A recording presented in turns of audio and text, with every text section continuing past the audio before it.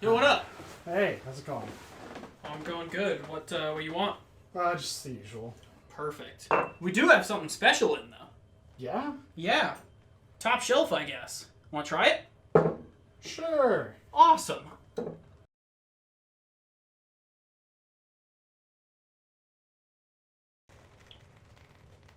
what'd you think? What's supposed to be so special about it? Don't know. Apparently it makes you do stuff you otherwise wouldn't have done. Huh. I'll keep that in mind. Alright, sounds good. Keep me updated.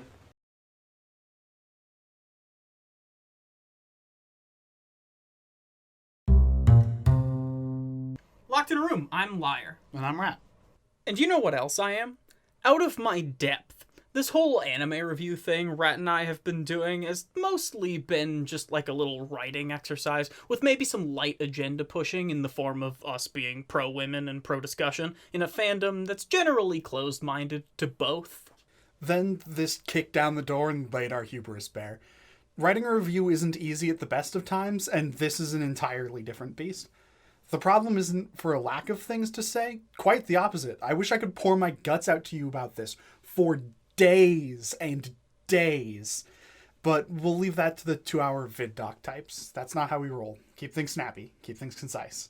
That leaves us with a problem of quantity and quality here. The Night is Short Walk-On Girl is fierce. We are not going to be able to cover it because it is wall-to-wall excellence. A breath of fresh air is an understatement, though I've come to expect that from the visionary Yuasa Masaki. So what's the elevator pitch? Oh, let me tell you, I've been working on a little something. No. This is the spoiler-free section. We can't justify or explain any of that. Also, what even is it? Did you pick a fight with a knitting club and lose? I stayed up late making this. No, I got that, but we can't show any of that. Okay, so I can't show them the poster. What am I allowed to say? One sentence. Spoiler-free pitch. It's a night of fun hijinks? Okay. That is so reductive as to be wrong, though. I wish I could say more, but maybe I shouldn't. Maybe you should just discover everything that this night means to you. Just know going in that this film does require your attention to get the most out of it, and repeat watches will yield more information. Crucially, however, it's not inscrutable. Like, if your idea of fun isn't pushing up your glasses and clicking a pen, you'll still have a wonderful experience with the film. Just maybe some things will be left on the cutting room floor. For our purposes, consider this a plea. This is something that actually deserves your attention, unlike the seasonal slop that so often visits our doorstep. This is something that reinstills our passion in this godforsaken medium of bland isekai garbage. Lord knows not enough does that these days. Sorry, that should be all the negativity. I've got it out of my system now. But before spoilers, some formalities. We will not be recounting the plot, as by proceeding, we assume you have seen the film. The following will be spoiled. The Night is Short, Walk On Girl. Our score was a 10 out of 10, earning the prestigious Shut Up and Sit Down. Wait, that's not us. The Locked in a Room award of Get the Blu-ray. Alright, spoilers. Let's go. Professor Rat. Yeah! Go ahead and show him your crime board.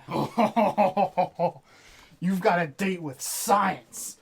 We've both seen the film twice and it's loaded, so I'll go in ahead and made this board to help you understand it in full. Not in full, art is subjective. I've got some chemistry experiments that would disagree with you on that one. These are our interpretations and takeaways. They might at least help you understand where we're coming from with the review, or give you a different perspective on what you saw. So first we're going to follow the journey string, and that's going to take us through the first two major aspects of the film, that being drinking and mortality. I'll be Professor Rat's assistant for a little bit. Drinking, the WD-40 of social interaction, creating an excuse to loosen up and do some things you might not have done otherwise. How do you think we make these fucking videos? Or those thumbnails, for that matter.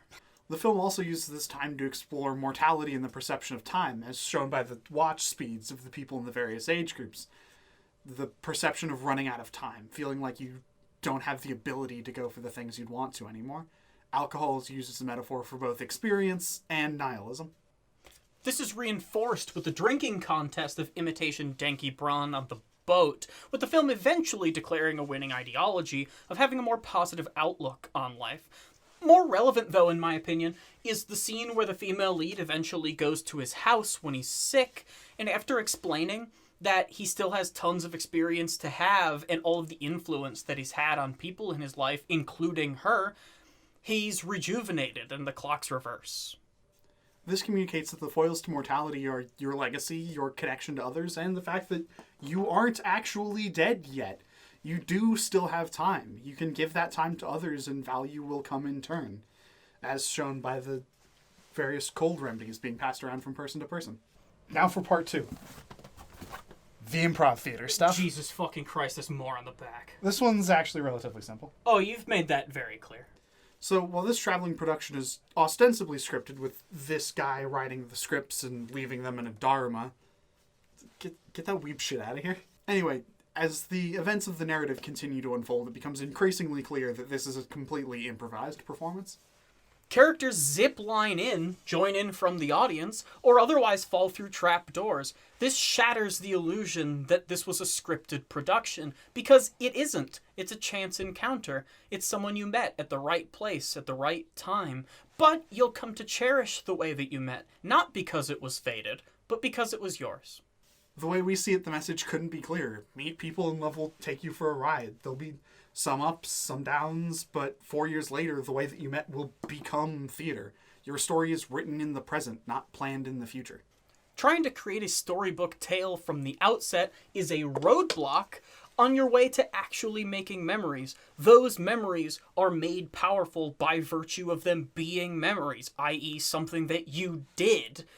Trying to romanticize events that haven't happened yet prevent you from being in the moment and making memories in the first place.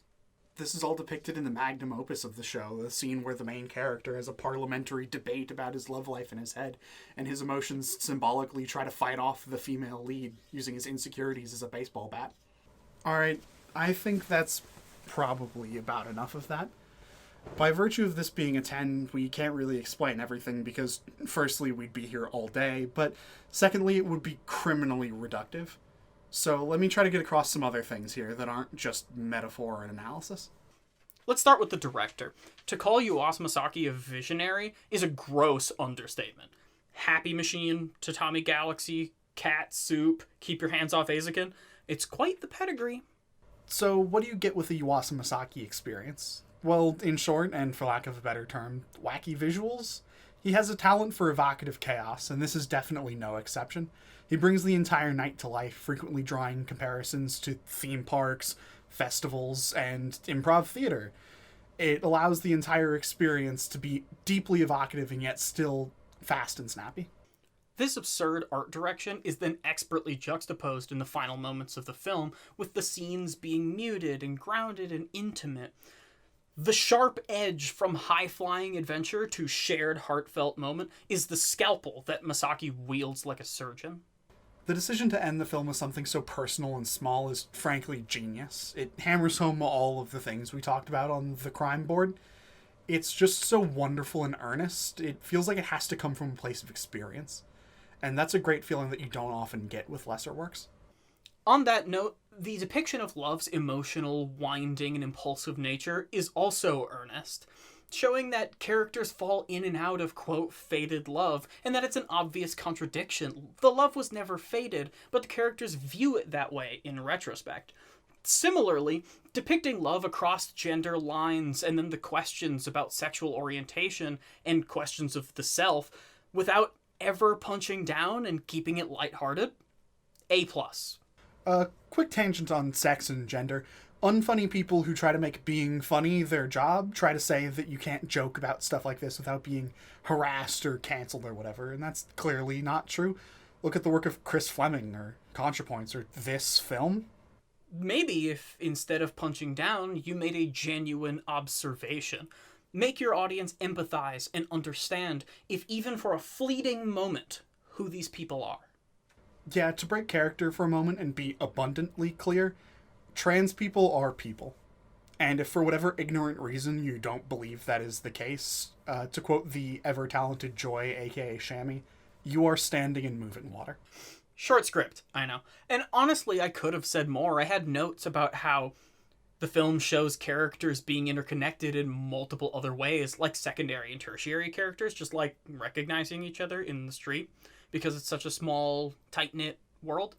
Also, the way that the animation is absurd enough to convey abstract concepts and be symbolic instead of just reading these concepts into the camera. But we're going to go ahead and cut it short here because Night a Short Walk On Girl frankly speaks for itself. It's complex, multifaceted, and easily approachable. And as a result, I think this is a film that is for everybody. This might be his best work in my mind, as far as these are concerned anyway. It is absurd and hilarious, yet it's super lighthearted and has a lot of rewatch value. That's a crazy knife edge to walk, but it does so before our very eyes, and is downright inspired while it does it. The age of streaming has given us access to lots of shows for cheap, but in exchange has destroyed our ability to fund the content we actually want to see. In conclusion, buy this. Show them that this is what we want. Could you imagine if we had an airing anime season that looked like this? Full of shows that don't suck? I want that. You should want that. We should demand that.